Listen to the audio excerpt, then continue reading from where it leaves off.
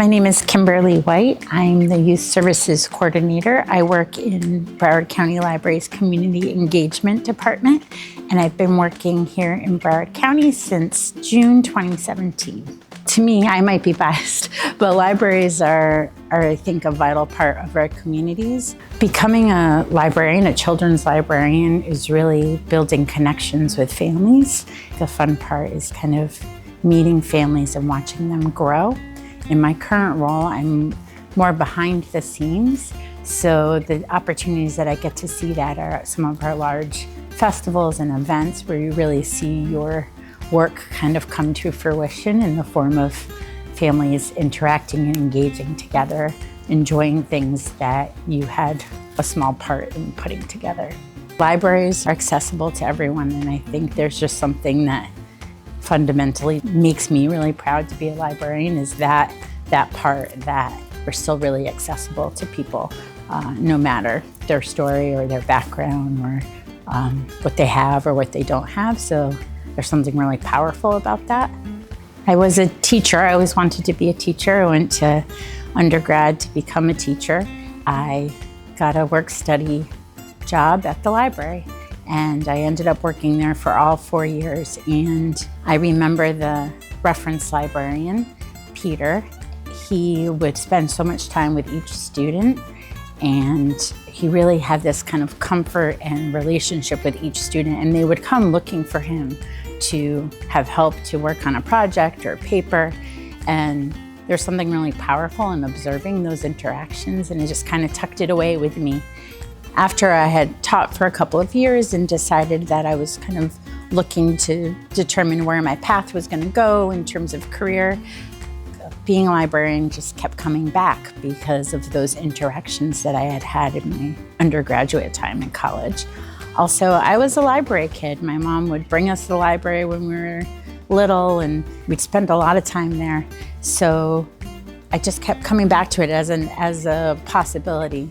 There was something about just the sense of safety you felt there. You know, I can totally picture the children's librarian's desk, and there were programs, and they had a computer. We didn't have a computer. So it was just this place that my brother and sister and I would just go. We just loved it. And there was a duck pond nearby, so we would take walks and have a picnic and walk around there. So it's just this, all of those things are just like a core childhood memory for me.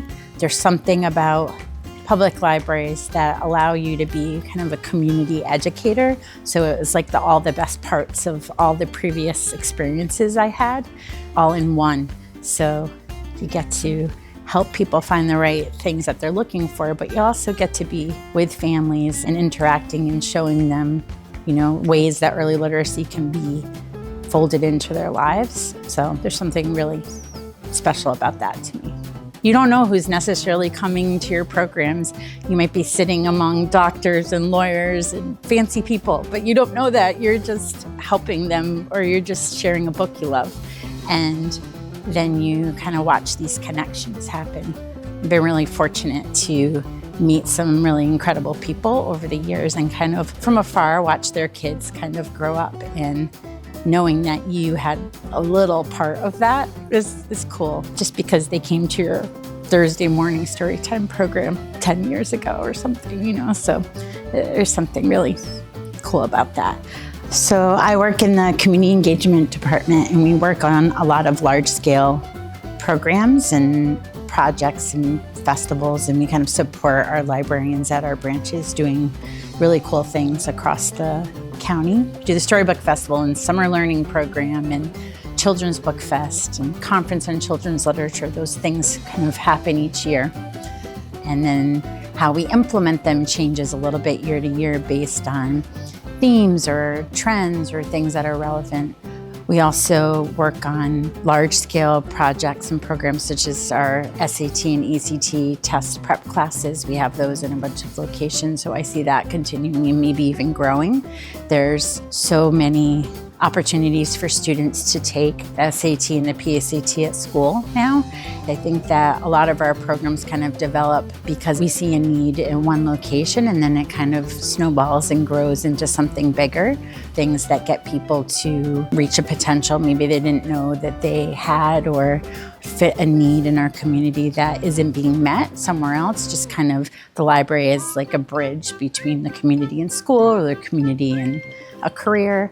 Our summer learning program happens every year from June 1st to the middle of August. This year it's through Saturday, August 9th.